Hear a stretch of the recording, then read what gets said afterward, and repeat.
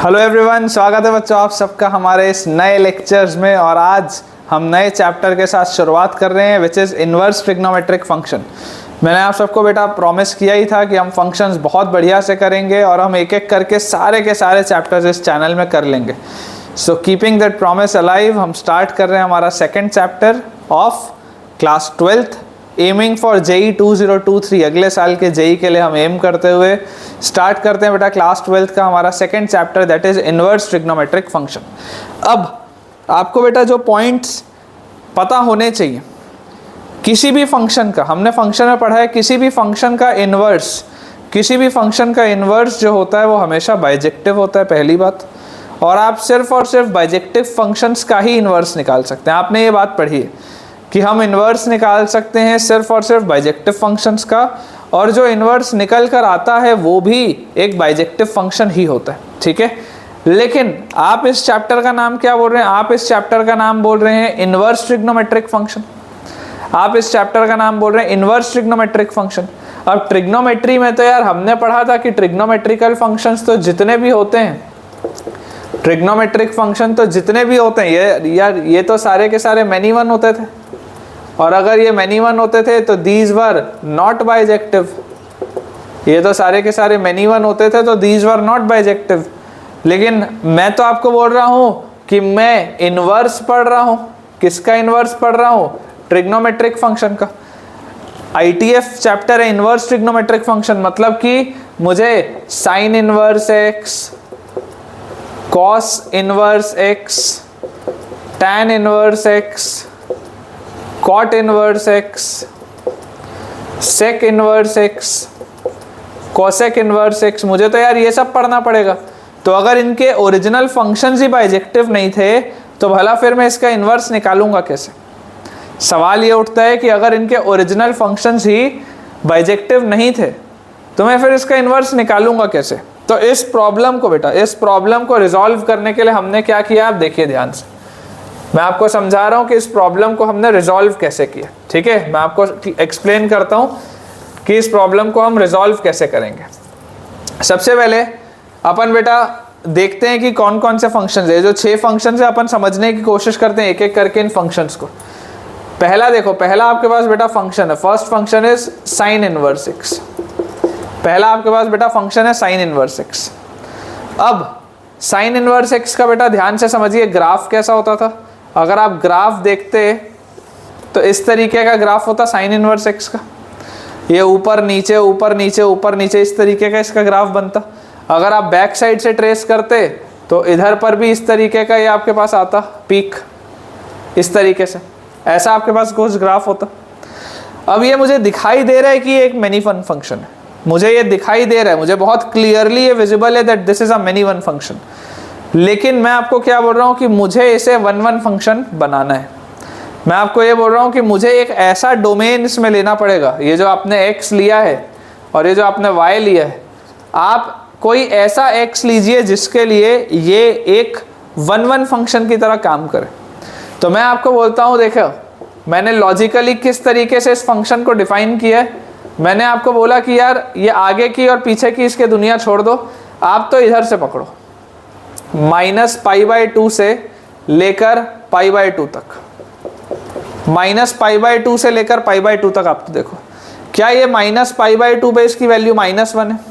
क्या π/2 पर इसकी वैल्यू 1 है? क्या मैं ये बोल सकता हूँ कि ये -1 से 1 देखो सारी वैल्यूज ले रहा है। जब आप x को -π/2 से π/2 घुमाओगे तो आपका sin x जो है, sin x -1 से 1 सारी वैल्यूज ले रहा है। और मैं ये भी क्लियरली देख पा रहा हूँ that this is a one one function. इतने के बीच में, इतने हिस्से के बीच में ये कैसा दिख रहा है बच्चों? वन वन फंक्शन जैसा दिख रहा है। तो अगर इतने हिस्से के बीच में ये वन वन फंक्शन जैसा दिख रहा है, अब मुझे क्या निकालना है?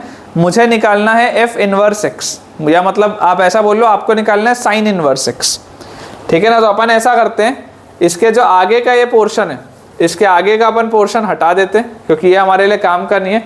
और इसके जो पीछे का भी पोर्शन है इसको भी बेटा अपन हटा देते हैं, है ना। ये वाला हिस्सा अपने काम का नहीं है बिल्कुल भी। This is not important for us, ठीक है ना। This area is not important for us. हमारे लिए जो कंसर्न्ड हिस्सा है वो सिर्फ और सिर्फ ये, this is the concerned region. इसको अगर आप थोड़ा सा और सुंदर तरीके से बनाएं ताकि आपको समझ में आए, तो देखिए मैं आपको और इसको बेटर तरीके से बताता हूँ। देखो बेटा, आपको एक चीज़ पता है कि आपने साइन एक्स को कहाँ से कहाँ बोला डोमेन, अभी जो आपने फिगर देखा था उसमें आपने साइन एक्स का बेटा डोमेन बोला था -π/2 से π/2। आपने इतने में डोमेन को कर्टेल किया था और इतने हिस्से में आपके पास रेंज क्या आ रहा था, -1 से 1 आ रहा था। इसका मतलब है कि जब मैं साइन इनवर्स एक्स निकालूंगा तो आपको पता है ये बदल जाते हैं। तो साइन इनवर्स एक्स का डोमेन क्या होना चाहिए, -1 से 1, और इसका रेंज क्या आना चाहिए, -π/2 से π/2, ये होना चाहिए। मतलब अगर मैं आपके लिए इसका ग्राफ ट्रेस करने की कोशिश करूं, ध्यान से समझिएगा, अगर हम आपके लिए बेटा इसका ग्राफ ट्रेस करने की कोशिश करें, ये आपके पास y है, ये x है। रेंज आपको क्या दिख रहा है बेटा, साइन इनवर्स x का रेंज दिख रहा है -π/2 से π/2, ये वाली लाइन और ये वाली लाइन। ठीक है, ये वाली लाइन मान लेते हैं अपन π/2 वाली लाइन है, ये वाली लाइन बेटा है -π/2 वाली, और डोमेन कर्टेल्ड है -1 से 1 के बीच में। डोमेन जो है बेटा, domain is curtailed between -1 and 1। Domain इतने में फंसा हुआ है -1 के 1 के बीच में। आप अगर साइन इनवर्स x का डेरिवेटिव देखेंगे, अगर y equal to sine inverse x है, तो आप बेटा जब y डैश देखेंगे उसका डेरिवेटिव, तो साइन इनवर्स x का डेरिवेटिव आएगा 1/√1 - x², 1/√1 - x²। ठीक है, और ये क्या होता है, हमेशा ही पॉजिटिव होता है। 1/√1 बेटा 1 - x² अगर आपके पास आया है तो ये क्या होता है, हमेशा ही पॉजिटिव होता है। मतलब कि ये जो साइन इनवर्स x होगा, this must be a increasing function. ये साइन इनवर्स x हमेशा क्या होना चाहिए, इंक्रीजिंग फंक्शन होना चाहिए। इसके बाद और क्या चीज समझ में आती है, देखो इसका मतलब क्या है। जैसे आपको देखो बोला जाए कि यार साइन ऑफ π/2 जो होता है वो 1 होता है, साइन ऑफ π/2 जो होता है 1 होता है। तो मान लो अगर मैं आपको बोल दूं कि यार साइन इनवर्स 1 कितना होता है, तो साइन इनवर्स 1 आप बोलोगे π/2। साइन इनवर्स 1 क्या होगा, π/2। वैसे ही मान लो आपको मैं बोल दूं कि साइन ऑफ -π/2 जो होता है वो -1 होता है, साइन ऑफ -π/2 जो होता है वो -1 होता है। तो साइन इनवर्स -1 कितना होता है, -π/2। पॉइंट जो बेटा आपको समझना है, पॉइंट क्या समझना है कि साइन इनवर्स के अंदर आप सिर्फ -1 से 1 के बीच में ही कोई चीज रख सकते हैं। साइन इनवर्स के अंदर अगर आपने x लिखा है तो ये x सिर्फ और सिर्फ -1 से 1 के बीच में ही हो सकता है, उसके अलावा ये नहीं हो सकता। ये बात आपको रियलाइज करनी है इधर पे।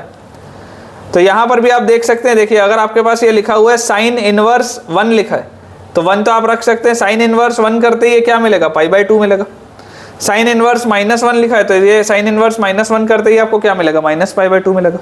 मतलब अगर मुझे साइन इनवर्स का बेटा ग्राफ प्लॉट करना है तो मैं आपको क्या बोलूंगा कि यार -1 रखने पर, x की वैल्यू -1 रखने पर y क्या मिल रहा है, -π/2 मिल रहा है, ये मिलना चाहिए। x की वैल्यू 1 रखने पर साइन इनवर्स 1 क्या मिल रहा है, π/2 मिल रहा है, मतलब ये मिलना चाहिए। अच्छा साइन इनवर्स 0 क्या होगा, सोचो। साइन इनवर्स 0 विल बी 0, क्योंकि साइन 0 की वैल्यू 0 होती है। और देख लो डोमेन में आप 0 रख सकते हो और रेंज में भी 0 रख सकते हो। तो 0 पे इसकी वैल्यू क्या आ रही है, 0 आ रही है। अब क्योंकि आपको इसका फंक्शन हमेशा एक इंक्रीजिंग फंक्शन दिख रहा है, आपको बेटा इसका फंक्शन क्योंकि हमेशा एक इंक्रीजिंग फंक्शन दिख रहा है, इसका ग्राफ पता है कैसा बनेगा, इसका ग्राफ बनेगा कुछ ऐसा। This will be the approximate graph of sine inverse x. Sign inverse x का अंदाजे से, अगर अंदाजे से आपको कोई बोलेगा ना बेटा ग्राफ बनाने, तो this will be the graph of sine inverse x. ठीक है, this is the graph of sine inverse x. इस तरीके से आपके पास ग्राफ बनेगा साइन इनवर्स का यहाँ पे।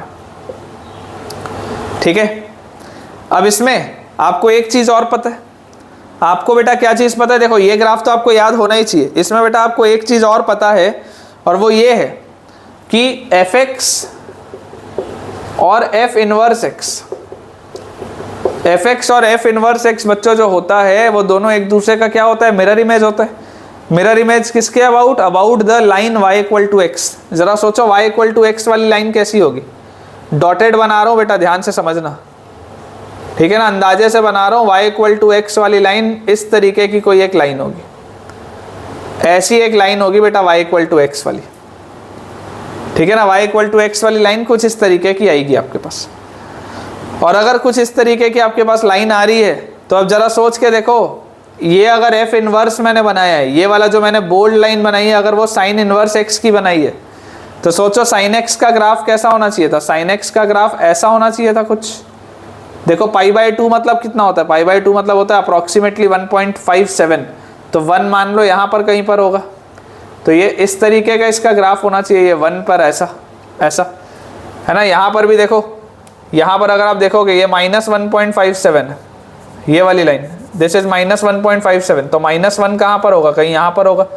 तो ये इस तरीके से देखो आपके पास ग्राफ आएगा ऐसा। ये जो मैंने बनाया ना, ये नीचे वाला, ये नीचे वाला ग्राफ है आपका साइन एक्स का ग्राफ, और ये जो ऊपर वाला ये भी देखो, ये भी है आपके पास साइन एक्स का ग्राफ, और ये जो ऊपर ऐसा गया है this is sine inverse x, this is sine inverse x, ठीक है। सिर्फ समझाने के लिए मैं आपको साइन एक्स ट्रेस कर रहा हूँ, बाकी कोई काम नहीं है उसका।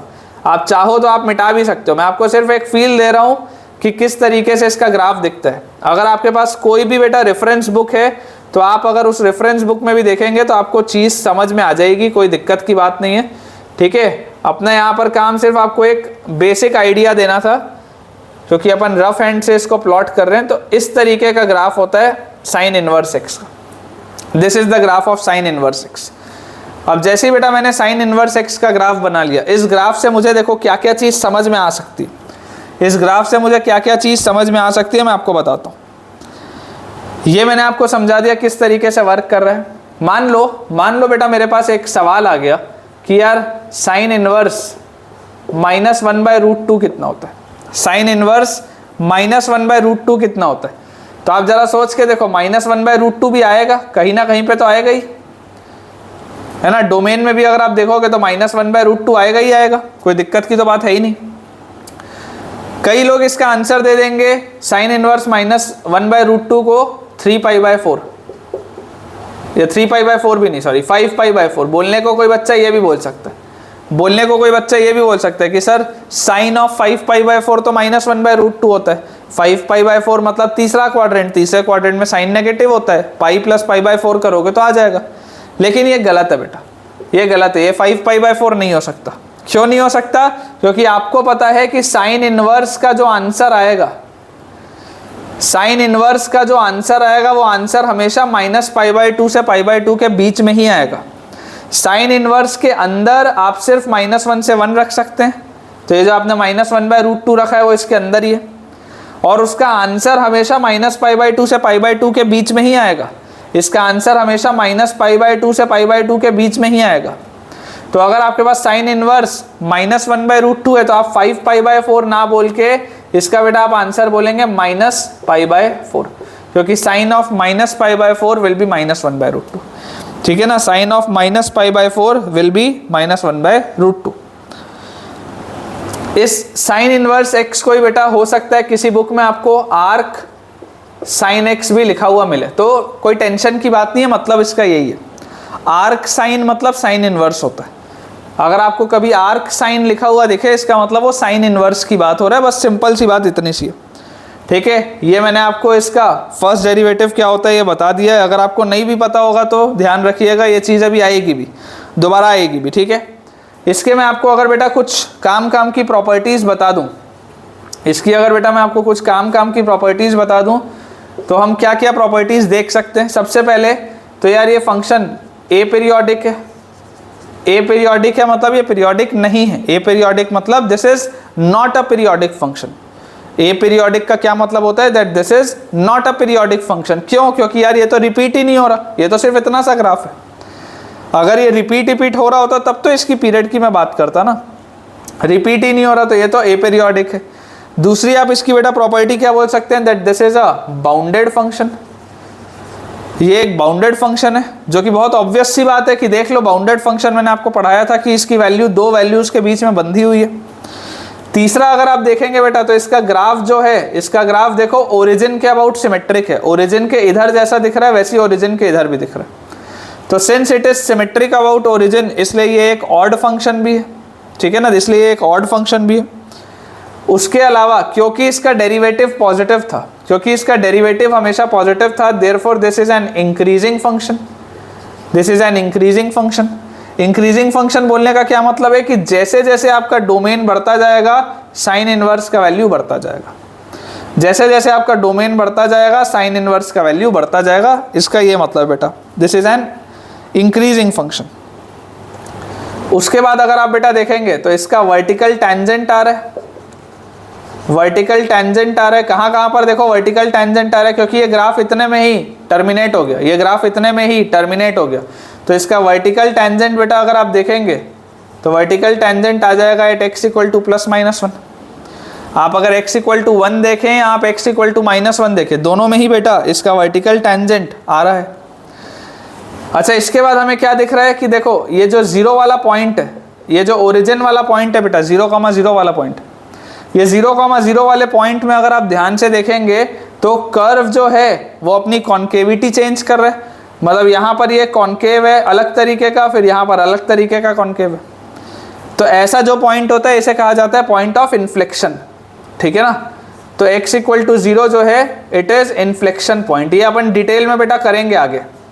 x equal to 0 is inflection point, ये डिटेल में आएगा आगे। इन्फ्लेक्शन पॉइंट का मतलब सिर्फ इतना सा है कि कर्व ने अपना कॉन्केविटी बदला, ठीक है ना। यहाँ पे कॉन्केव डाउनवर्ड्स है, यहाँ पे कॉन्केव अपवर्ड्स, ठीक है ना। अपना कॉन्केविटी बेटा कर्व ने चेंज किया। अब इसके बाद बेटा अपन यहाँ पर लिख लेते हैं थोड़ा सा, इंक्रीजिंग फंक्शन तो है, ये बात तो अपने को क्लियर हो ही गई है। यहाँ पर अपन लिख लेते हैं, मान लो बेटा अगर मैं आपको बोलता हूँ कि यार 6 पॉइंट के बाद 7th पॉइंट, मान लो बेटा मैं आपको 7th पॉइंट में बोलता हूँ कि ब्रैकेटेड साइन इनवर्स एक्स की क्या क्या वैल्यूज होंगे, ब्रैकेटेड साइन इनवर्स एक्स की क्या क्या वैल्यूज होंगी, मान लीजिए मैं आपको ये बोलता हूँ। तो ब्रैकेटेड फंक्शन क्या होता है, हमेशा एक इंटीजर आंसर देता है। अब आप देखो साइन इनवर्स एक्स की वैल्यूज जो हैं वो क्या क्या आपको मिल रही हैं। साइन इनवर्स एक्स की बेटा आपको वैल्यूज मिल रही है -π/2 से π/2, मतलब कि इसकी आपको वैल्यूज मिल रही है -1.57 से 1.57 तक। तो इसका जब आप ब्रैकेटेड करेंगे तो -1.57 का ब्रैकेटेड -2, उसके बाद -1, उसके बाद 0, उसके बाद 1। आप सोचो क्या इसका आंसर कभी भी 2 मिल सकता है क्या? इसका आंसर कभी भी 2 नहीं मिल सकता। क्यों इसका आंसर कभी भी आपको 2 नहीं मिल सकता? क्योंकि मैक्सिमम आप y इक्वल टू π/2 तक जा सकते हैं विच इज 1.57, और जैसे ही आप 1.57 रखेंगे भी तो उसका ब्रैकेटेड क्या हो जाएगा, 1 हो जाएगा, ठीक है। उसके बाद आपको ये चीज़ समझ में आई रही है बेटा। अगर मान लीजिए मैं आपको एक आसान सा पॉइंट और बता दूं कि जब बेटा x आपका 0 से 1 के बीच में होगा, जब x आपका 0 से 1 के बीच में होगा तब साइन इनवर्स x 0 से π/2 के बीच में होगा, इम्प्लाइज y जो होगा वो 0 से π/2 के बीच में होगा। जब आपका x 0 से 1 के बीच में होगा बेटा तब साइन इनवर्स x 0 से π/2 के बीच में होगा, और जब आपका x बेटा -1 से 0 के बीच में होगा तब आपका जो साइन इनवर्स x होगा दैट विल बी फ्रॉम -π/2 से 0, दैट विल बी फ्रॉम -π/2 से 0। तो ये बेटा कुछ बेसिक से पॉइंट्स थे साइन इनवर्स x के बारे में। आज का लेक्चर बेसिक सा लेक्चर है, कोई बहुत खास लेक्चर नहीं है, इजी सा लेक्चर है। आई होप आपको बेटा चीज़ें समझ में आ रही होंगी, ठीक है ना। मैं अब आपको कुछ आसान से क्वेश्चंस कराने वाला हूँ साइन इनवर्स x के ऊपर, ताकि आपकी थोड़ी सी अंडरस्टैंडिंग बढ़े, है ना। कुछ बहुत इजी से बेटा मैं आपको क्वेश्चंस कराऊंगा ताकि हमारी अंडरस्टैंडिंग साइन इनवर्स x को लेकर और इंक्रीज हो जाए, हम और थोड़ा कंफर्टेबल हो जाए। जैसे कि आप देख ही पा रहे हैं कि अगर हमने फंक्शंस वाले चैप्टर को बेटा ढंग से डिटेल में नहीं किया होता, अगर हमने फंक्शंस वाले चैप्टर को ढंग से डिटेल में नहीं किया हुआ होता तो हमें बहुत ज़्यादा दिक्कत आती, ये बात आप मानते ही हैं। क्योंकि फंक्शंस वाले चैप्टर में इतने सारे इंपॉर्टेंट पॉइंट्स थे और वो बेसिक है किसी भी कैलकुलस का।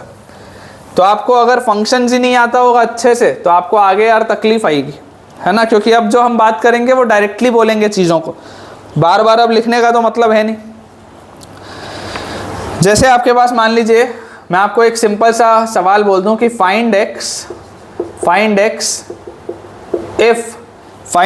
if bracketed of sine inverse x is equal to 1। मान लो मैंने आपको ये सवाल बोला, find x if bracketed of sine inverse x is equal to 1। तो अगर बेटा मैंने आपको ये वाला क्वेश्चन कहा है कि आप x की इसमें वैल्यू बताइए, डोमेन बताइए, तो आप क्या बोलेंगे कि यार साइन इनवर्स x का ब्रैकेटेड अगर 1 आ रहा है, इसका मतलब ज़रूर साइन इनवर्स x जो होगा, साइन इनवर्स x जो होगा वो 0 ओपन से 1 क्लोज के बीच में होगा, तभी तो उसका ब्रैकेटेड क्या आएगा। सॉरी गलत लिख दिया अपन ने, ये ज़रूर 1 क्लोज से 2 ओपन के बीच में होगा साइन इनवर्स x। तो इसके लिए क्या मैं ऐसा बोल सकता हूँ कि x जो होगा that will be from sine 1 से लेकर साइन 2 के बीच में, क्या ऐसा हम बोल सकते हैं क्या? देखो बेटा जैसी जो भी बच्चा ये लिखेगा ना, ये बहुत बड़ी गलती है, ये बहुत बड़ी गलती है। फ्लो में हम इस तरीके की बातें लिख जाते हैं, क्योंकि हमने ब्रैकेटेड में तो हमेशा पढ़ा था कि 1 से 2 के बीच का ब्रैकेटेड हमेशा क्या होता है, 1 होता है। तो फ्लो में हम ये गलती कर सकते हैं, ये गलती फ्लो में हो सकती है। लेकिन आपको बेटा जो बात रियलाइज करनी है, आपको रियलाइज क्या करना है कि यार ये साइन इनवर्स एक्स लिखा है। साइन इनवर्स एक्स का तो रेंज ही क्या होता था, साइन इनवर्स एक्स का तो बेटा रेंज ही -π/2 से π/2 था। साइन इनवर्स एक्स का रेंज कहाँ से कहाँ था, -π/2 से π/2 ही था। मैं π/2 के तो आगे बढ़ ही नहीं सकता। तो अगर बेटा मैं π/2 के आगे बढ़ ही नहीं सकता तो मैं यहाँ पर 2 कैसे लिख सकता हूँ, सोच के देखो। मुझे यहाँ पर क्या लिखना पड़ेगा, मुझे यहाँ पर लिखना पड़ेगा sine inverse x belongs to close bracket 1 से π/2, ये मुझे लिखना पड़ेगा, क्लोज ब्रैकेट 1 से π/2। क्योंकि अगर साइन इनवर्स एक्स की वैल्यू 1 होगी तब भी इसका ब्रैकेटेड 1 होगा, और अगर साइन इनवर्स एक्स की वैल्यू π/2 होगी तब भी इसका ब्रैकेटेड क्या आएगा, 1 ही आएगा। ठीक है ना, π/2 अप्रॉक्सीमेटली 1.57 होता है, 1.57 का ब्रैकेटेड क्या हो जाएगा, 1 हो जाएगा। तो यहाँ से अब देखो, आपको पता है कि साइन इनवर्स क्या है, इंक्रीजिंग फंक्शन है। अगर साइन इनवर्स एक इंक्रीजिंग फंक्शन है, इसका मतलब इनइक्वालिटी चेंज नहीं होगी। तो अगर ये इंक्रीजिंग फंक्शन है, देखो इंक्रीजिंग फंक्शन का मतलब क्या होता है, इंक्रीजिंग फंक्शन का बेटा मतलब होता है कि अगर फंक्शन की वैल्यू x1 पे बड़ी है फंक्शन की वैल्यू x2 से, अगर फंक्शन की वैल्यू x1 पे बड़ी है फंक्शन की वैल्यू x2 पे से, तो यहाँ से x1 will be greater than x2, ये मतलब होता है इंक्रीजिंग फंक्शन का। और अगर डिक्रीजिंग होता बेटा, तो अगर fx1 fx2 से बड़ा है तो x1 x2 से छोटा हो जाएगा। ये डिक्रीजिंग का कंसेप्ट है, ये इंक्रीजिंग का कंसेप्ट है, ये सब क्लास 11th में तुमने पढ़ा है। तो क्योंकि साइन इनवर्स x आपको लिखा हुआ है कि साइन इनवर्स x 1 से π/2 है, तो x बिलोंग्स टू क्या आ जाएगा, साइन 1 से साइन π/2 विच इज 1। x क्या आ जाएगा बेटा, क्लोज ब्रैकेट साइन 1 से लेकर 1 तक, x will be from close bracket sine 1 to 1। तो ये बच्चों कुछ बेसिक से पॉइंट्स थे जो मुझे लगा आपको पता होने चाहिए। अब इसके बाद अपन कुछ क्वेश्चंस और करते हैं। मैं आपके लिए बेटा बोर्ड क्लियर कर देता हूँ। ऐसी गलती नहीं करनी है यार, ऐसी गलती नहीं करनी है। बहुत सारे बच्चे ये सब गलतियाँ करते हैं और आपको ऐसे ऑप्शंस भी मिलेंगे पेपर में, ठीक है ना, आपको ऐसे ऑप्शंस भी मिलेंगे पेपर में, क्योंकि जो भी बेटा इंसान पेपर सेट करता है उसको भी पता होता है कि यार कहाँ पर गलतियाँ होती हैं। तो अपने को इस तरीके की गलती बिल्कुल नहीं करनी है। हमारा आंसर कभी भी π/2 से बड़ा तो आ ही नहीं सकता साइन इनवर्स के केस में। नेक्स्ट हमारे पास बेटा क्वेश्चन दिया हुआ है कि आप डोमेन और रेंज बताइए y equal to sine inverse of bracketed x। आप इसका बेटा डोमेन और रेंज बताइए। आपको बोला जा रहा है कि एक फंक्शन दिया हुआ है y equal to sine inverse bracketed x, इसका आप डोमेन और रेंज मुझे बताइए। अब अगर आपको बेटा इसका मुझे डोमेन और रेंज बताना है तो आपको बहुत ज़्यादा ध्यान से सोचना पड़ेगा।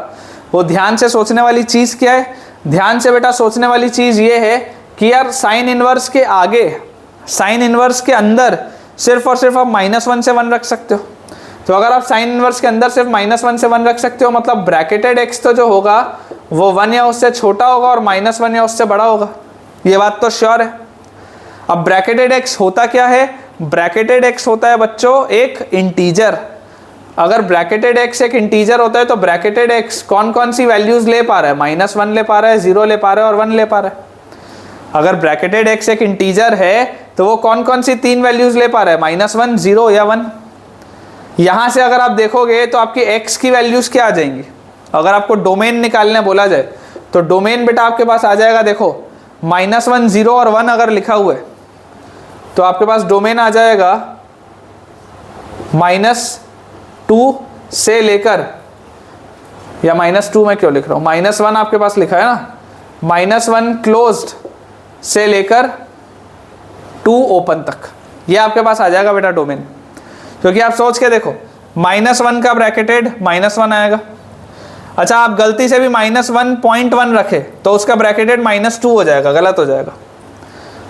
इसलिए आपको -1 से ही शुरू करना पड़ेगा। क्योंकि अगर आपने -1.1 लिखा, सोच के देखो, अगर आपने -1.1 भी लिखा तो इसका ब्रैकेटेड तुरंत क्या हो जाएगा, -2 हो जाएगा। मेरे को तो -1 चाहिए, ठीक है। तो ये हमारे पास आ गया -1 से 2 ओपन तक। क्योंकि अगर आप 1.99 भी रखोगे तो उसका ब्रैकेटेड 1 होगा, लेकिन अगर आपने 2 रख दिया तो उसका ब्रैकेटेड फिर 2 आ जाएगा। तो डोमेन आ गया -1 क्लोज से 2 ओपन। इसका रेंज बेटा अगर आप इसका देखोगे तो आप जरा सोच के देखो, अगर x आपके पास आ रहा है -1 से 2, ब्रैकेटेड x की अगर सिर्फ 3 वैल्यूज आ रही है, -1 या 0 या 1, तो sign inverse of bracketed x की कितनी वैल्यूज आएंगी। अगर ये ब्रैकेटेड x सिर्फ 3 वैल्यूज ले पा रहा है तो साइन इनवर्स ये 3 वैल्यूज का क्या क्या आएगा हमारे पास बेटा आंसर आ जाएगा कर्ली ब्रैकेट में sine inverse of -1 that is -π/2, sine inverse of 0 is 0, sine inverse of 1 is π/2। सिर्फ ये 3 वैल्यूज ही होंगे मेरे आंसर के सेट में। रेंज में सिर्फ और सिर्फ ये 3 ही एलिमेंट्स हैं। और डोमेन क्या है, डोमेन है बेटा इसका x बिलोंग्स टू -1 क्लोज से 2 ओपन, ठीक है ना, x बिलोंग्स टू -1 क्लोज से 2 ओपन, और रेंज है बेटा -π/2, 0 और π/2। एक सवाल और करते हैं। नेक्स्ट बेटा हमारे पास जो क्वेश्चन है वो दिया हुआ है y equal to sine inverse of fractional x, y equal to sine inverse of fractional x। अब जरा आप सोच के देखो, साइन इनवर्स के अंदर वाली जो चीज़ है वो सिर्फ और सिर्फ -1 से 1 के बीच में होनी चाहिए। तो फ्रैक्शनल x तो क्या होता है, fractional x is always between 0 and 1। Fractional x तो बच्चों हमेशा ही 0 से 1 के बीच में होता है। तो अगर फ्रैक्शनल x, चाहे आप x को कुछ भी रख लो, उसका जैसे ही आप फ्रैक्शनल पार्ट निकालोगे तो वो तो हमेशा ही 0 से 1 के बीच में आएगा। क्या मैं ये साइन इनवर्स के अंदर ये 0 से 1 हमेशा रख सकता हूँ क्या, तो मैं रख सकता हूँ, कोई इशू नहीं है। इसका मतलब यहाँ पर डोमेन क्या आ जाएगा, सारे के सारे रियल नंबर्स। आपको जो रखना है आप वो रखो, क्या फ़र्क पड़ रहा है। आप x को कुछ भी रखोगे, जैसे ही आप उसका फ्रैक्शनल करोगे, उसका फ्रैक्शनल तो हमेशा ही 0 से 1 के बीच में आंसर देगा, और 0 से 1 तो मैं इसके अंदर रख सकता हूँ, कोई इशू नहीं। अब अगर मुझे इसका रेंज निकालना है, अगर बेटा मुझे इसका रेंज निकालना है तो आपको देखो क्या बोला जा रहा है, आपको इसमें यह बोला जा रहा है कि साइन इनवर्स के अंदर आपने क्या रखा, 0 क्लोज से 1 ओपन। साइन इनवर्स के अंदर आपने रखा 0 क्लोज से 1 ओपन। तो यहां से बेटा अपने पास इसका रेंज आ जाएगा साइन इनवर्स 0। देखो इंक्रीजिंग फंक्शन है तो इनइक्वालिटी में कोई चेंज नहीं आएगा। ये आ जाएगा हमारे पास साइन इनवर्स 0 से लेकर साइन इनवर्स 1 तक, साइन इनवर्स 0 से लेकर साइन इनवर्स 1 तक। और साइन इनवर्स 0 क्या होता है बेटा, 0। साइन इनवर्स 1 क्या होता है बेटा, π/2, और इस पे आ जाएगा ओपन, ठीक है ना। 0 क्लोज्ड से π/2 ओपन, ठीक है। एक इजी सा बेटा अपन क्वेश्चन और लेते हैं, आपको लिखा हुआ है y is equal to sine inverse e raise to the power x, y is equal to sine inverse e raise to the power x। ये आपके पास बेटा सवाल है, sine inverse e raise to the power x। अब अगर बेटा ये आपके पास ये क्वेश्चन है तो आप ध्यान से सोचिए, साइन इनवर्स के अंदर वाली जो चीज़ है वो हमेशा ही किसके बीच में होनी चाहिए, -1 से 1 के बीच में होनी चाहिए। ऐसा हम मानते हैं कि साइन इनवर्स के अंदर वाली चीज़ हमेशा -1 से 1 के बीच में होनी चाहिए। अब आप समझो कि यार e की पावर x तो हमेशा ही पॉजिटिव होता है, e की पावर x -1 से तो हमेशा ही बड़ा है ना यार, e की power x is always positive. तो अगर e की power x is always positive तो आप -1 के बदले आप ऐसा भी तो लिख सकते हो, एक ही बात है ना, -1 से तो ऑलवेज बड़ा होता है। e की power x is always positive and it is less than और इक्वल टू 1। अब आप ध्यान से बेटा समझिए, e की पावर x का ग्राफ कैसा होता है, this is the graph of e raise to the power x, जिसमें कि आप देख सकते हैं कि ये पॉजिटिव है and it should be less than और इक्वल टू 1, ये 1 या उससे छोटा होना चाहिए। e की पावर x इस एरिया में होना चाहिए, इतने में। ये जो e की पावर x है वो इतने में कंस्ट्रिक्टेड होना चाहिए। तो यहाँ से आपके पास x क्या आ जाएगा, x belongs to minus infinity से लेकर कहाँ तक, 0 तक, और 0 पर आप क्लोज लगा सकते हैं, क्योंकि जब आप e की पावर 0 करेंगे तो 1 आएगा, देखो 1 पे क्लोज्ड। तो डोमेन आपके पास आ गया माइनस इन्फिनिटी से 0 closed, domain is minus infinity से 0 क्लोज्ड। अब आप बात करो रेंज की। अगर बच्चों मैं रेंज की बात करूं तो जरा सोचो, साइन इनवर्स के आगे क्या लिखा है, साइन इनवर्स के आगे लिखा हुआ है e raise to the power x, जो किसके किसके बीच में है, 0 ओपन से 1 क्लोज के बीच में। साइन इनवर्स के अंदर जो लिखा है वो ये लिखा है। तो मेरा आंसर क्या होना चाहिए, साइन इनवर्स 0, साइन इनवर्स 0 क्या होता है, 0 से लेकर साइन इनवर्स 1 तक। साइन इनवर्स 1 क्या होता है बेटा, साइन इनवर्स 1 होता है π/2, और इस पे आ जाएगा क्लोज्ड। ठीक है, ये हमारे पास हमारा आंसर आ जाएगा।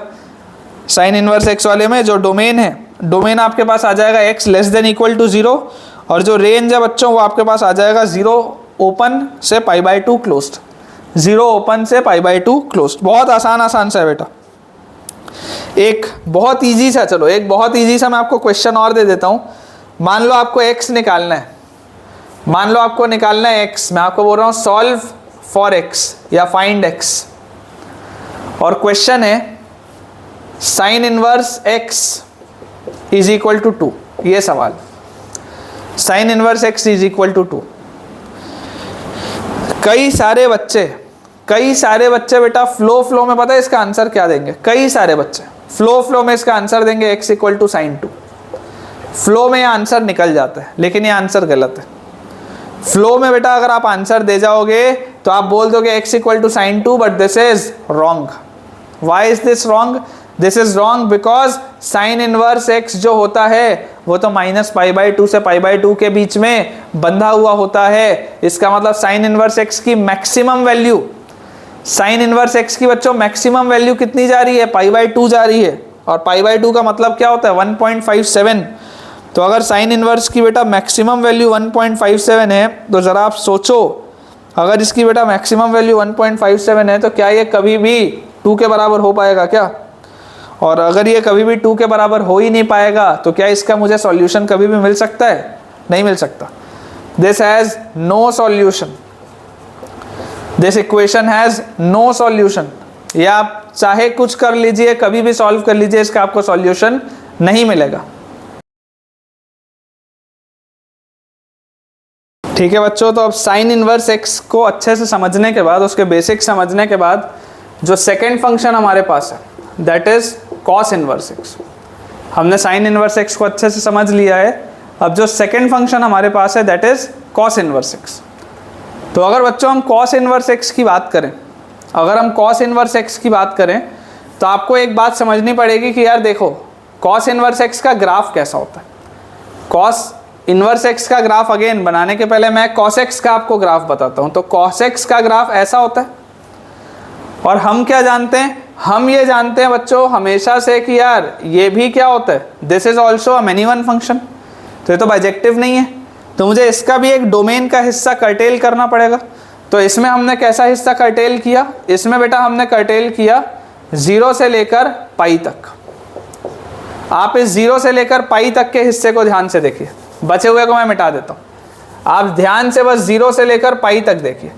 जैसे ही आप 0 से पाई वाला ये हिस्सा बेटा देखेंगे तो 0 से पाई वाले हिस्से में आप देख सकते हैं दिस इज अ 1 फंक्शन। 0 पर इसकी वैल्यू 1 है, पाई पर इसकी वैल्यू -1, कॉस ऑफ पाई -1। तो मैंने बोल दिया कि यार मैं अगर कॉस एक्स को बोलता हूँ कि मुझे इसका डोमेन क्या चाहिए, मुझे इसका डोमेन चाहिए 0 से पाई, और इसका मैं रेंज क्या डिफाइन कर रहा हूँ, -1 से 1 कॉस एक्स के लिए। तो जब मैं कॉस इनवर्स की बात करूंगा तो कॉस इनवर्स एक्स का जो मेरा डोमेन होगा वो आएगा -1 से 1, और इसका रेंज क्या हो जाएगा 0 से पाई। इसका रेंज क्या आ जाएगा बेटा 0 से पाई। आप याद करो अभी आपने साइन इनवर्स एक्स पढ़ा था, अभी बेटा आपने साइन इनवर्स एक्स पढ़ा था, और साइन इनवर्स एक्स में आपने क्या देखा था, आपने ये देखा था कि डोमेन तो वही है, डोमेन तो वही है, लेकिन रेंज साइन इनवर्स एक्स का रेंज था -π/2 क्लोज से π/2 क्लोज, लेकिन कॉस इनवर्स एक्स का रेंज आ जा रहा है 0 क्लोज से पाई क्लोज्ड। आप अगर इसका डिफरेंशिएशन देखेंगे, y डैश अगर आप निकालेंगे बेटा तो y डैश आएगा -1/√1 - x², -1/√1 - x²। और इसमें आप x कहाँ से कहाँ मूव करा रहे हैं, -1 से 1। देख लो आप x को -1 और 1 तो रख नहीं सकते, गड़बड़ हो जाएगा। आपने x का मूवमेंट कहाँ से कहाँ कराया, -1 से 1 में आपको ये कैसा फंक्शन दिख रहा है, एक डिक्रीजिंग फंक्शन दिख रहा है। -1 से 1 में ये एक डिक्रीजिंग फंक्शन दिख रहा है। साइन इनवर्स एक्स एक इंक्रीजिंग फंक्शन था, लेकिन कॉस इनवर्स एक्स एक डिक्रीजिंग फंक्शन है। अगर आप इसका बेटा ग्राफ देखेंगे 0 से पाई में, तो देखो ये 0 वाली लाइन है, ये पाई वाली लाइन है। This is 0, this is pi. और 0 से पाई में मैंने आपको डोमेन क्या कर्टेल किया, मैंने आपके लिए डोमेन कर्टेल कर दिया फ्रॉम -1 से 1। मैंने कॉस इनवर्स एक्स के लिए डोमेन क्या बोल दिया, फ्रॉम -1 से 1। और जरा आप ये भी सोच कर देखिए कि यहीं पे यहाँ पे बीच में ये π/2 भी होगा। इसका मतलब क्या, देखो कॉस इनवर्स आप जब -1 करोगे तो कॉस इनवर्स -1 क्या आएगा, पाई आएगा। डिक्रीजिंग फंक्शन है, कॉस इनवर्स -1 0 नहीं होगा। इंक्रीजिंग फंक्शन में इनइक्वालिटी का साइन बदलता नहीं है, लेकिन डिक्रीजिंग फंक्शन में तो इनइक्वालिटी का साइन बदल जाता है। कॉस इनवर्स -1 विल बी पाई, क्योंकि कॉस ऑफ पाई -1 होता है। Cos inverse of 1 will be 0, क्यों, क्योंकि कॉस 0 1 होता है। कॉस इनवर्स के अंदर 1 और -1 के बीच में ही क्वांटिटी आएगी, और इसका आंसर हमेशा 0 से पाई के बीच में ही होगा। इमेजिन करो मैं बोलता हूं कॉस इनवर्स 0 विल बी π/2, क्योंकि कॉस ऑफ π/2 0 होता है। कॉस इनवर्स 0 विल बी π/2, क्योंकि कॉस ऑफ π/2 क्या होता है, 0 होता है। तो कॉस ऑफ π/2 अगर आप रखोगे तो 0 आएगा वैल्यू, है ना। आप यहाँ पर π/2 रखोगे तो इसकी वैल्यू 0 आएगी। आप -1 रखोगे तो इसकी वैल्यू देख लो, पाई आएगी। आप अगर 1 रखोगे तो इसकी वैल्यू क्या आएगी, 0 आएगी। और क्योंकि मैं आपको बोल रहा हूँ कि this is a decreasing function, तो अगर बच्चों ये डिक्रीजिंग फंक्शन है तो ये कैसा होगा, ध्यान से देखो, इस तरीके का इसका कुछ ग्राफ होगा। This is the graph of cos inverse x, a decreasing function. ये इंक्रीजिंग नहीं है बेटा। साइन इनवर्स एक्स जो था that was an increasing function. Sign inverse x जो था वो एक इंक्रीजिंग फंक्शन था, लेकिन कॉस इनवर्स एक्स एक डिक्रीजिंग फंक्शन है, ठीक है ना। It is a decreasing function. अब देखो आपको ये बात तो समझ में आ गई कि इसकी रेंज 0 से पाई है, इसकी रेंज आपको 0 से पाई में मिल रही है। इसका जो डोमेन है, इसका डोमेन है -1 से 1 के बीच में। इसका जो डेरिवेबिलिटी है, जो पहला आप इसका डिफरेंशिएशन करेंगे वो -1/√1 - x² आएगा, which is always negative, which is always negative. तो this is a decreasing function. अगर मैं इसकी प्रॉपर्टीज आपको बोलूं, प्रॉपर्टीज अगर बेटा मैं आपको इसकी भी बताऊं, तो आप जरा सोच कर देखिए, बहुत आराम से आप इसको सोच सकते हैं कि यार ये भी क्या है, एपीरियोडिक है। This is also aperiodic. क्यों, क्योंकि रिपीटिशन तो है ही नहीं, पीरियोडिसिटी तो है ही नहीं। एपीरियोडिक के बाद अगर आप देखेंगे ये भी एक बाउंडेड फंक्शन है, ये भी एक बाउंडेड फंक्शन है। किसके बीच में बंधा हुआ है, 0 से पाई के बीच में बंधा हुआ है। अब कई सारे बच्चे बोल सकते हैं, गलती से कई सारे बच्चे बोल सकते हैं कि सर ये एक ऑड फंक्शन है, इवन फंक्शन है। बताओ, बच्चे गलती से बोल सकते हैं कि sir it is either an odd function या एन इवन फंक्शन, लेकिन मैं आपको बोलूंगा it is neither odd nor even. It is neither odd nor even, NONE, neither odd nor even. ये ना ही ऑड फंक्शन है ना ही इवन फंक्शन है, क्योंकि ये y एक्सिस के अबाउट भी सिमेट्रिक नहीं है, तो इवन तो नहीं हुआ। और ये ओरिजिन के अबाउट भी सिमेट्रिक नहीं है। अगर इधर और इधर होता तो हम कुछ बात करते, ये तो पूरा ही ओरिजिन के ऊपर है, ओरिजिन के अबाउट भी इसमें सिमेट्रिसिटी नहीं है, इसलिए this is neither odd nor even. इसमें जो वर्टिकल टैंजेंट आपको बेटा मिलेगा, वर्टिकल टैंजेंट, तो इसमें भी देखो वर्टिकल टैंजेंट आपको कहाँ पर मिल रहा है, एट x = +1 और -1 पे, ठीक है। अगेन इसमें भी पॉइंट ऑफ इन्फ्लेक्शन जो आएगा, या इन्फ्लेक्शन पॉइंट ऑफ जो बोलते हैं आप, इसका भी इन्फ्लेक्शन पॉइंट क्या हो जाएगा, point of inflection will be at x = 0। आप देख सकते हो कर्व अपनी कॉन्केविटी बदल रहा है, कर्व अपनी बेटा कॉन्केविटी बदल रहा है एट x इक्वल टू 0।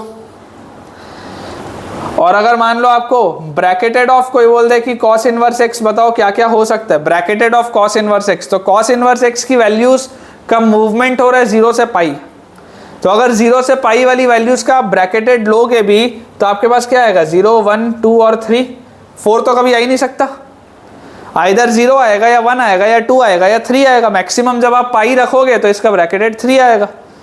लेकिन क्या ये कभी भी 4 आ सकता है क्या? मान लो अगर तुम्हें कोई सवाल बोल दे कि यार x के लिए सॉल्व करो, मान लो आपको कोई सवाल बोल दे कि सॉल्व फॉर x, और आपको क्वेश्चन आ गया है कि cos inverse x is equal to 4, तो आप आंसर cos 4 थोड़ा ना बोलोगे, आप बोलोगे दिस हैज नो सॉल्यूशन। आप बेटा बोलोगे दिस हैज नो सॉल्यूशन। क्यों? क्योंकि यार cos इनवर्स तो हमेशा पाई या उससे छोटा होता है, मतलब cos इनवर्स हमेशा 3.14 या उससे छोटा होता है। cos इनवर्स कभी भी 4 के बराबर थोड़ा ना होगा। This has no solution. ठीक है ना, ये सारे बेटा बहुत बेसिक से पॉइंट्स हैं। मान लो मैं आपको बोल दूं यार cos इनवर्स -1/√2 बताओ, cos इनवर्स -1/√2, तो अगर आप बेटा आपको -1/√2 बताना है तो आप जरा सोच के देखो cos नेगेटिव कब होता है, सेकंड और थर्ड क्वाड्रेंट में, और इसका रेंज क्या है 0 से पाई, तो इसका आंसर क्या आ जाएगा बेटा, इसका आंसर आ जाएगा 3π/4। सोच के देखो, क्योंकि cos ऑफ 3π/4 जो होगा वो -1/√2 होगा। बहुत ईजी है, cos ऑफ 3π/4 आ जाएगा -1/√2, और 3π/4 आप इसका आंसर बोल भी सकते हो क्योंकि ये 0 से पाई के बीच में। ठीक है, तो ये सारे बेटा वो बेसिक से पॉइंट्स थे जो मुझे लगता है आपको पता होने चाहिए थे। अब अपन अगेन कुछ क्वेश्चन सॉल्व करते हैं cos इनवर्स के भी, ताकि अपने को थोड़ी सी क्लैरिटी आ जाए कि हम करना क्या चाह रहे हैं और कैसे चीज़ें आगे बढ़ेंगी। ठीक है, तो मैं आपके लिए क्वेश्चंस नोट कर देता हूँ, पहले अपन अपना बोर्ड क्लियर कर लें। अगेन उसी तरीके के हम सवाल बेटा करेंगे जैसे हमने साइन इनवर्स में किए थे, उसी पैटर्न के सवाल हम cos इनवर्स के लिए भी अभी बनाएंगे। थोड़ी सी उसमें भी हमारी अंडरस्टैंडिंग आ जाएगी। इनवर्स ट्रिग्नोमेट्रिक फंक्शन बेटा कोई बहुत लंबा और बहुत बड़ा चैप्टर नहीं है, तो इसको अपने को ख़त्म करने में ज़्यादा समय नहीं लगेगा। ठीक है ना, ये आराम से ख़त्म हो जाएगा, जल्दी ख़त्म हो जाएगा, कोई दिक्कत की बात नहीं है। कोई बहुत ज़्यादा समय लगे ऐसी वाली बात नहीं है। ठीक है, जल्दी हो जाएगा ये ख़त्म। मैं आपको मान लीजिए डोमेन और रेंज निकालने बोलूँ, y equal to cos inverse of bracketed x, y equal to cos inverse of bracketed x। अगर बेटा मैं आपको बोल दूं कि आप तो मुझे इसका डोमेन और रेंज बताइए, तो आप क्या बोलेंगे कि सर cos इनवर्स के अंदर जो भी आता है वो सिर्फ और सिर्फ -1 से 1 के बीच में आता है। मतलब कि ब्रैकेटेड x आपका जो होगा वो -1 से 1 के बीच में होना चाहिए। तो ब्रैकेटेड x कौन कौन सी वैल्यू लेगा, या तो -1 या 0 या 1, क्योंकि ब्रैकेटेड x हमेशा एक इंटीजर होता है। यहाँ से x की वैल्यू क्या आ जाएगी, -1 या उससे बड़ा है तो -1 क्लोज्ड से लेकर आपके पास इसकी वैल्यू 1 तक आ रही है, मतलब 2 ओपन। -1 से 2 के बीच में अगर आप कुछ भी लेंगे तो उसका ब्रैकेटेड हमेशा क्या आएगा, -1, 0 या 1 ही आएगा।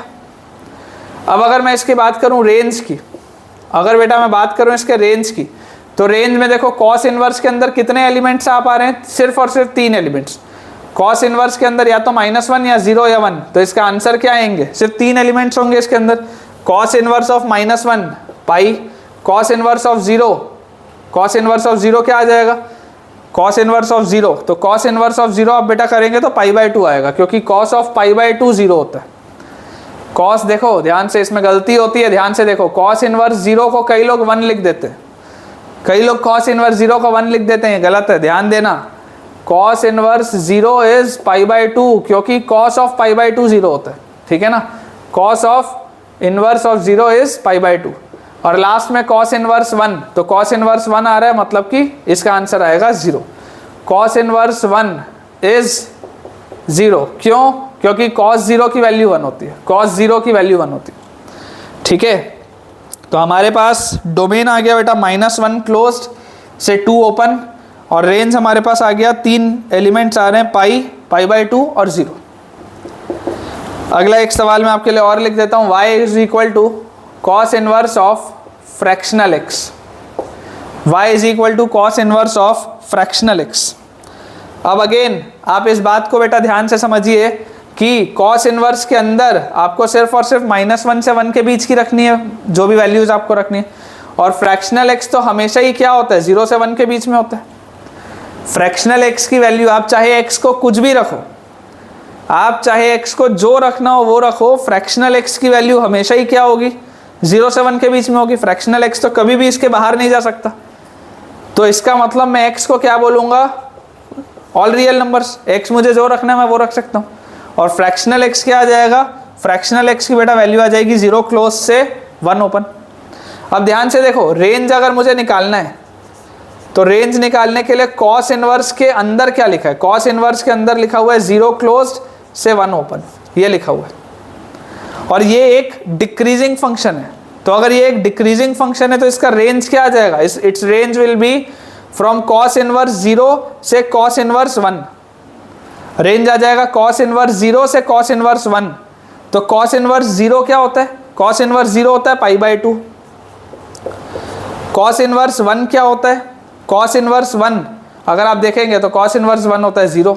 देख लो ध्यान से, कॉस इनवर्स 0 होता है π/2 क्योंकि कॉस π/2 की वैल्यू 0 होती है। कॉस इनवर्स 1 होता है 0 क्योंकि कॉस 0 की वैल्यू 1 होती है। आप देख लो, कॉस इनवर्स 0 जो π/2 आया उसमें क्लोज ब्रैकेट आएगा, और कॉस इनवर्स 1 में जिसका आंसर 0 आया इसमें ओपन ब्रैकेट आएगा। ध्यान से देखो, कॉस इनवर्स आपके अंदर कहाँ से कहाँ देखो मूव कर रहा है। आप ग्राफ बना के देख लो, अगर थोड़ा भी डाउट है प्लॉट द ग्राफ, तुरंत आपको बेटा ग्राफ प्लॉट करने में कंफर्टेबल जोन होना चाहिए। कॉस इनवर्स का ग्राफ है, कॉस इनवर्स का अगर आपके पास ग्राफ है तो इस तरीके का आपने ये ग्राफ बना लिया, अंदाजे से आपने इस तरीके का ग्राफ बना लिया कॉस इनवर्स का।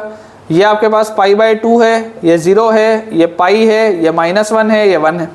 आपको बोला जा रहा है कॉस इनवर्स के अंदर आप 0 क्लोज से 1 के बीच में, कॉस इनवर्स के अंदर आप 0 क्लोज्ड, ये 0 क्लोज्ड से 1 के बीच में, 0 से 1 के बीच की आप वैल्यूज डाल रहे हैं। आप अगर बेटा 0 से 1 के बीच की वैल्यूज डाल रहे हैं तो ज़रा सोचो, 0 पे इसकी वैल्यू है π/2 तो π/2 पे क्लोज्ड है, 1 पे इसकी वैल्यू है 0 तो 0 पे ओपन है, ठीक है ना। 1 पे इसकी वैल्यू 0 है और यहाँ पे 1 पे ओपन था इसलिए यहाँ पर भी ओपन आएगा, ठीक है। आसान सा है बेटा सवाल, बिल्कुल भी आपको कंफ्यूज नहीं होना है। अपन इसके डिफिकल्ट क्वेश्चंस भी करेंगे लेकिन थोड़ा सा अपन बेटा पहले प्रैक्टिस कर ले, ठीक है।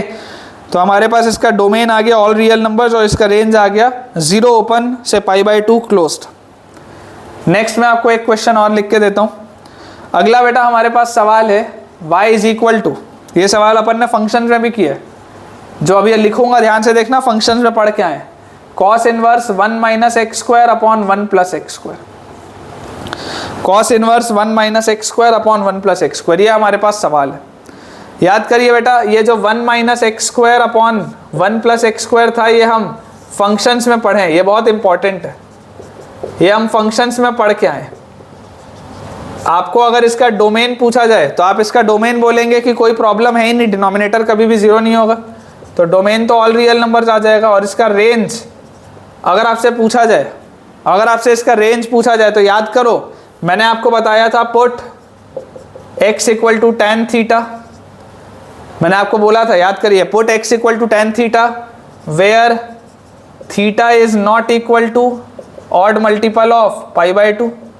ये चीज़ मैंने आपको उस समय बोली थी कि ऑड मल्टीपल ऑफ π/2 में tan अनडिफाइंड हो जाता है, इसलिए वो वाले सारे पॉइंट्स हटाने पड़ेंगे। बाकी आप x को tan थीटा इसलिए रख सकते हैं क्योंकि x सारी रियल वैल्यूज ले रहा है और tan थीटा भी सारी रियल वैल्यूज लेता है। जैसे ही आप ये रखेंगे तो आपके पास बनेगा 1 - tan² अपॉन 1 + tan², और ये होता है क्या, cos 2 थीटा। ये पूरी चीज़ क्या होती है, cos 2 थीटा। और cos 2 थीटा की रेंज क्या होती है, cos 2 थीटा की रेंज होती है -1 से 1, cos 2 थीटा की रेंज होती है -1 से 1। लेकिन इसमें एक गलती थी, इसमें एक गलती क्या थी कि जरा सोच के देखो, cos 2 थीटा की वैल्यू -1 कब आएगी, जब 2 थीटा की वैल्यू पाई होगी या थीटा की वैल्यू π/2 होगी। तो आप π/2 तो रख नहीं सकते थे, याद करो, ये सब मैंने कराया आपको फंक्शन में। आप π/2 तो रख नहीं सकते थे क्योंकि ये π/2 में तो प्रॉब्लम हो जाता है, tan अनडिफाइंड हो जाता है, इसलिए ये कभी भी -1 नहीं हो पाएगा, इसलिए ये कभी भी -1 नहीं हो पाएगा। ये मैंने आपको कराया। इसका रेंज आता है -1 ओपन से 1 क्लोज्ड। ये आपको याद रखना है बेटा, ये वाला फंक्शन आपको याद रखना है। एक इंपॉर्टेंट रिजल्ट के रूप में इसको याद रखना है, बार बार डिराइव नहीं करना है। 1 minus x square upon 1 plus x square देखा, domain all real numbers, range from -1 to 1, -1 पे ओपन 1 पे क्लोज्ड। इसका मतलब ये जो सवाल है, ये सवाल मुझे क्या बोल रहा है, ये सवाल is as good as y is equal to cos inverse, और कॉस इनवर्स के अंदर जो चीज लिखी है वो कहां से कहां जा रही है, -1 से 1। कॉस इनवर्स के अंदर ये चीज लिखी। अब अगर कॉस इनवर्स एक डिक्रीजिंग फंक्शन है तो कॉस इनवर्स -1 क्या होता है, कॉस इनवर्स -1 होता है पाई। कॉस इनवर्स ऑफ 1 क्या होता है बेटा, कॉस इनवर्स ऑफ 1 इज 0, क्योंकि कॉस 0 की वैल्यू 1 होती है, और 1 पे यहाँ पर क्लोज था तो यहाँ क्लोज जाएगा, कॉस इनवर्स -1 पाई पे ओपन आएगा क्योंकि -1 पे ओपन। तो इसका आंसर आ जाएगा 0 क्लोज्ड से पाई ओपन। बच्चे अक्सर इसका आंसर 0 क्लोज से पाई क्लोज दे देते हैं क्योंकि वो गलती से यहाँ पर -1 क्लोज से 1 क्लोज बोल देते हैं। ये मैंने आपको फंक्शन कराया है फंक्शंस चैप्टर में, जब मैं आपको डोमेन और रेंज के सवाल करवा रहा था बेटा, तब मैंने आपको ये वाली चीज़ कराई है।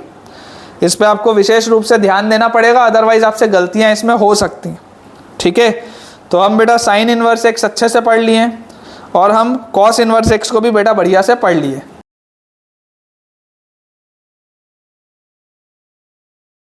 ठीक है बच्चों, तो आज हमने दो अपने फंक्शंस अच्छे से पढ़ लिए, साइन इनवर्स एक्स भी और कॉस इनवर्स एक्स भी।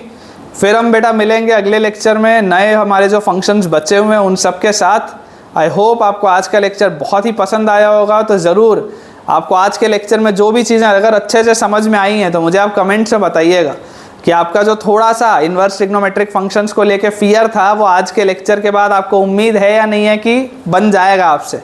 ठीक है, तो आज का लेक्चर जैसा भी है उसका फीडबैक ज़रूर मुझे आप कमेंट से बताइएगा और पढ़ाई बहुत अच्छे से करते रहिएगा। Thank you.